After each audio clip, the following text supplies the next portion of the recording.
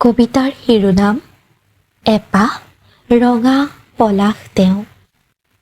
কথা অৰ্চনা গগৈ, কণ্ঠ বৃষ্টিপন্যা শইকীয়া।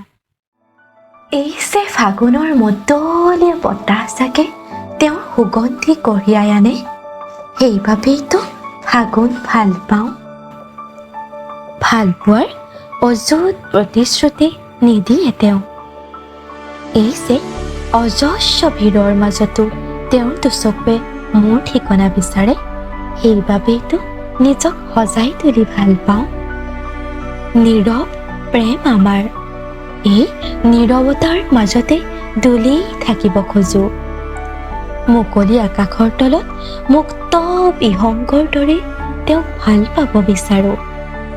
সেই প্ৰেমেই বাকী য'ত এচাটি বতাহে চুই যাব নোৱাৰে, এজাক বৰষুণে তিয়াই যাব নোৱাৰে, আবেলিৰ ঘৰমুৱা পক্ষীজাকে জোকাই যাব নোৱাৰে, অথবা ৰাংঢালি পেলিটিয়ে আমাক দেখি লাজৰ উৰণি টানি ল'ব নোখোজে।